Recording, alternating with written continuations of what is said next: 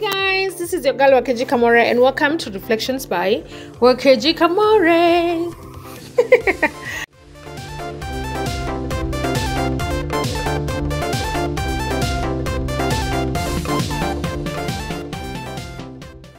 Alright, so we're going on with the book of 2 Kings, and today we're going to be covering chapter 21, and this comes immediately after Hezekiah has died, and Hezekiah was one of the most righteous kings of Judah.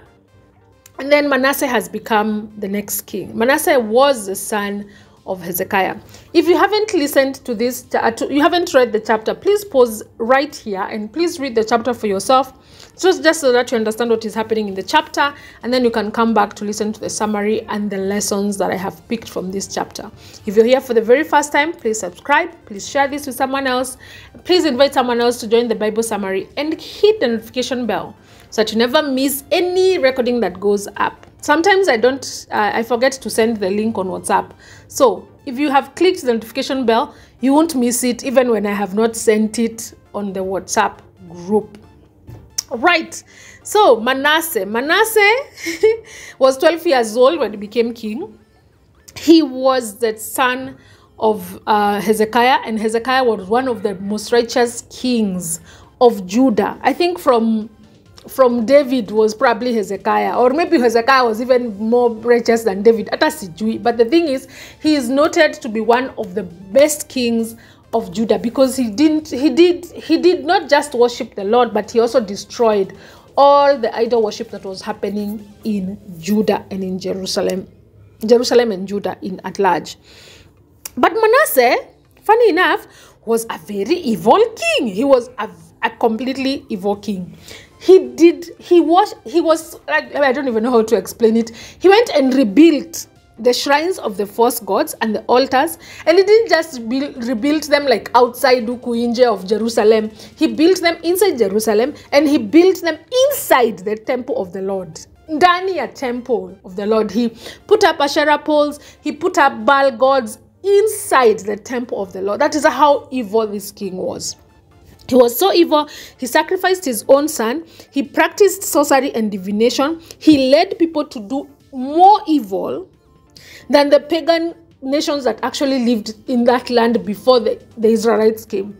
You remember the Ammonites, or the Jebusites, all those people and the pagan things that they did? Manasseh led the people of Judah to do even worse than those pagan nations. That is how bad this guy was.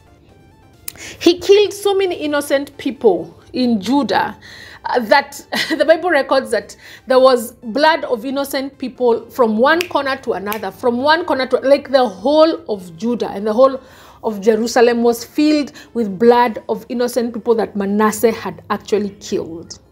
This guy was bad. As well, he's recorded to have been as bad as King Ahab. You remember King Ahab of the northern kingdom? King Ahab of Israel, who was like super bad, who was married to Jezebel. This Manasseh guy was as bad as Ahab. Alikuwa mbaya, terrible news. So the Lord, of course, was very angered by the things that Manasseh did and the things that he led the people of Judah to do. And so he spoke doom over Judah, and he said that they will be wiped away, they will be exiled, that nation will be completely wiped away. The Bible records that the Lord says he will wipe away the way someone washes a spoon or a dish or a bowl at our foot evil. Nasahau now kabisa. So Manasseh died at some point. The guy dies, and his son Amon becomes king. And this Amon becomes king at the age of 22. And of course, Amon followed actually it's not of course, because why would you even say Manasseh? Who did Manasseh follow? Because Hezekiah, his father, was a very righteous king. So how, I don't know what happened there. But Amon, who was the son of Manasseh, followed Manasseh's footsteps, and he did evil in the eyes of the Lord. He was also assassinated, and his son Josiah became king. And Josiah was 8 years old when he became king. That's just basically what the chapter is all about. It's about Manasseh, his evil deeds. As in, honestly, that chapter is just Manasseh and the bad things that he did, and how he died, and how Amon, his son, became king, and how Amon died, and how Josiah now became king after that. So there's this thing that I wonder from this chapter. So it's recorded that the mother of Manasseh was Hephzibah. Hephzibah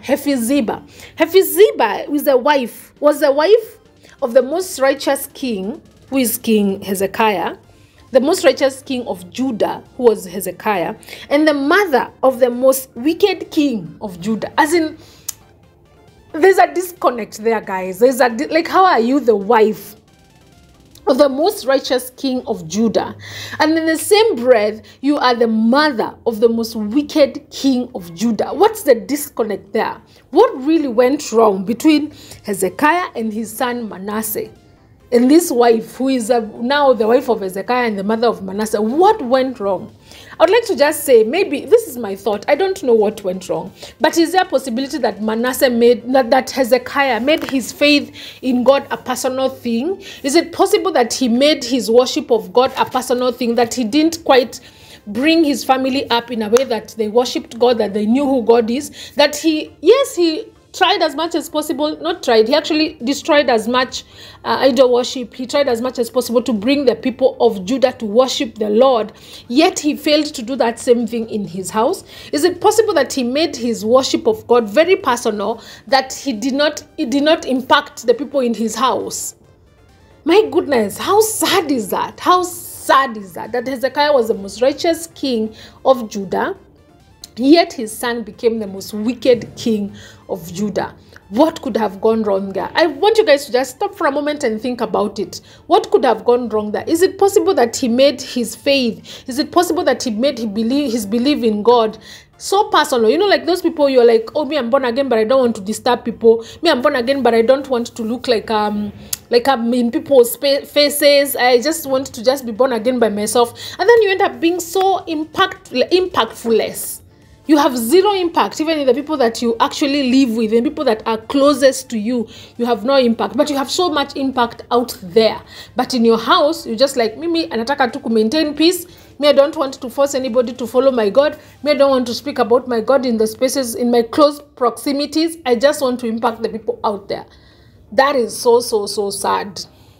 You guys can give me what your opinions, or what you guys think what happened between Hezekiah and his son Manasseh.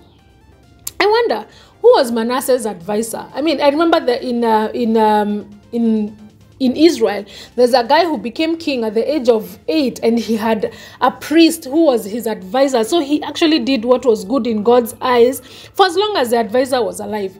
This guy, Manasseh, became king at 12 years old. So I wonder, who was his advisor? Is it possible that the mother was the advisor? Is it possible that his advisors didn't know God? Like, how did he switch from his dad being the most righteous king of Judah to him being the worst and the most wicked king of Judah? Question mark, question mark, question mark. Think about it. I mean, really, probably you can even do a research about it and ask yourself, are you being impactful? Is your faith being impactful in the people that are closest to you? Ama una impact tu watu wako huko nje, lakini the people that are closest to you, you have refused to share.